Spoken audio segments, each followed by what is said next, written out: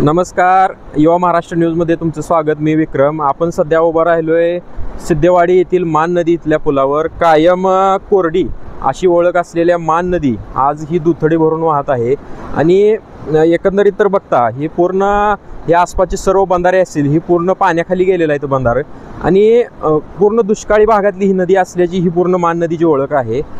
जवळजवळ 2020ला तर जवळजवळ 8 दिवसाच्या फरकात 2 वेळा पूर येऊन गेलेला होता आणि त्यात बऱ्याचशा शेतकऱ्यांचं मान नदीकाठच्या भरपूर नुकसान झालेलं होतं. आणि आता 2025 सप्टेंबर 2025मध्ये सुद्धा पूरजन्य परिस्थिती निर्माण झाली. बऱ्याचशा शेतकऱ्यांचे बरीचशी पिकं पाण्याखाली गेलेली आहेत.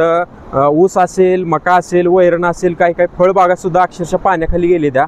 आणि एकंदरीत बघायला गेलं तर हा पूर्ण दुष्काळी पट्टा असल्यामुळं म्हणजे मान नदीला असं कायम 12ही महिने असं पाणी कधीच राहिलेलं नाही. आणि त्यामुळं सिंचन स्रोतासाठी मान नदीत विहिरीचं नदीपात्रात विहीर असतील किंवा मान काठाला विहीर असतील त्या विहिरी भरपूर आहेत. आणि त्या विहिरीमध्ये ज्या मोटरा असतील, केबला असतील, पायपा असतील त्या आहे अशा सध्या पुरात आहेत. आणि त्यामुळं त्या पायपा, केबल, मोटर वाहून जाण्याची दाट शक्यता आहे. त्यामुळे सुद्धा शेतकरी वर्गाचं भरपूर नुकसान होण्याची इथं दाट शक्यता आहे.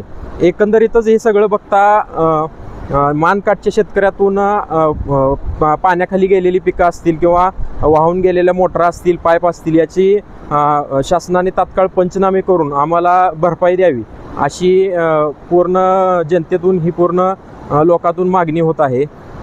तर तुर्तास आपण थांबूया ह्या व्हिडिओमध्ये. आपल्याला हा जर व्हिडिओ आवडला असेल तर व्हिडिओला लाईक करा आणि आपल्या युवा महाराष्ट्र न्यूज या यूट्यूब चॅनलला सबस्क्राईब करा.